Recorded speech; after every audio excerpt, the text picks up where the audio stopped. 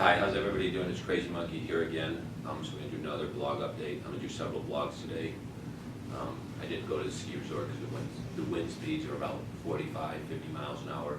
So I decided not to go because I imagine a lot of the chairlifts are going to be closed down. I imagine a lot of it's going to be closed down. So I decided to just wait, and then I'll go on Monday when the storm's over. So hopefully get great skiing on Monday. But I want to do a few blog updates right now. And the first one I want to do is I want to talk about millennials. I just read this article on the internet about millennials. Now, one third of millennials said they would choose a career making more money over falling in love, being in a relationship. That is exactly the reason why the millennials are failing in life. Because they're chasing the money, they're chasing the career, they're moving to San Francisco because they think they're going to make $200,000 a year as a techie. They're moving to Manhattan because they think they're going to make $200,000 a year as some high-end white-collar person. They're going to grad school, they're getting grad degrees, they're getting all these fancy college degrees.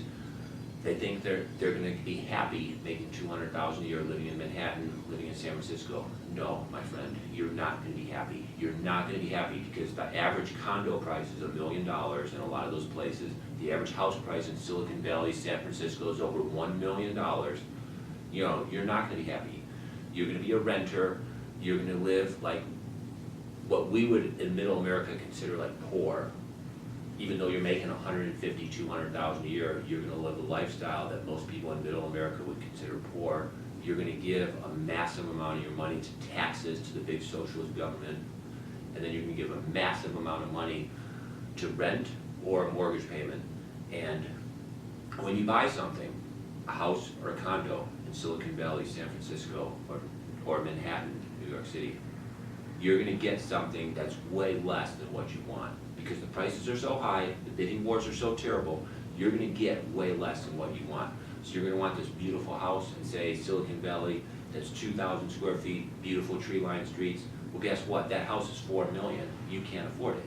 So what's going to wind up happening is you're going to wind up settling for some commie condo for $800,000, or you're going to wind up settling for some tiny little cookie cutter, 1960 tract home in Silicon Valley that's like 1,000 square feet and it's like totally outdated from the 60s, and you're going to pay like $1.2 million for that.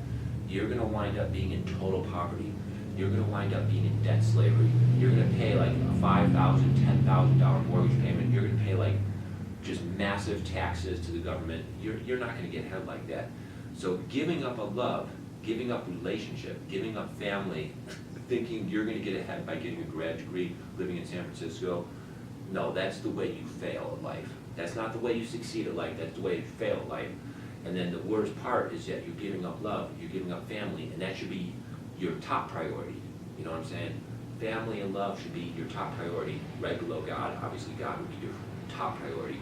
But here on earth, because we all live here on earth, God would obviously be top priority, but here on earth, it's family, and relationship that would be your priority.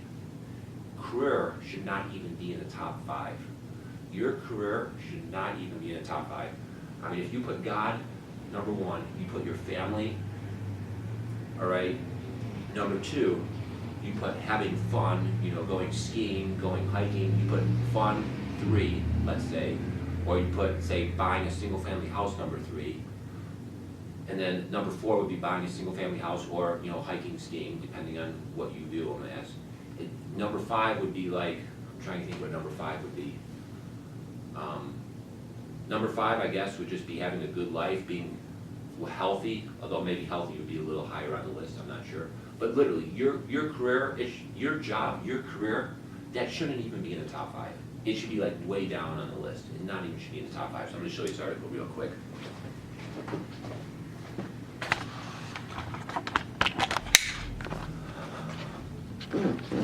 All right, so here's the article. Well, actually, this is a different article. Here it is.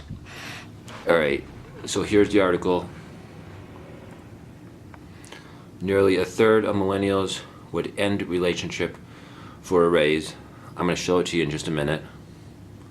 I want to show you the article link. All right, so here's the link. So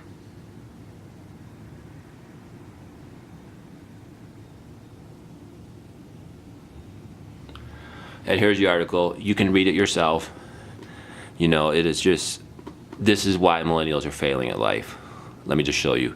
Nearly a third of millennials would end a relationship for a raise.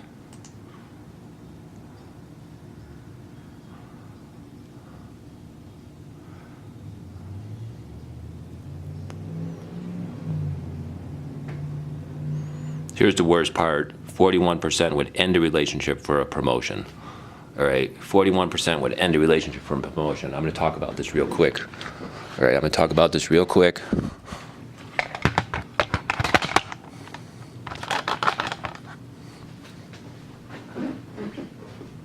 All right, so you're gonna end a relationship for a life-changing promotion. Well, where do you think that life-changing promotion is gonna take you? It's gonna take you to San Francisco, it's gonna take you to San Jose, it's gonna take you to Manhattan. You're not gonna have a life-changing promotion person. No, you just wrecked your relationship, now you're single, celibate, and lonely, all right? And you're in a big, huge megacity where a bunch of other people are single, celibate, and lonely because they choose money, and they choose their job, and they choose their career over falling in love and over having a family. That's what they choose in San Francisco.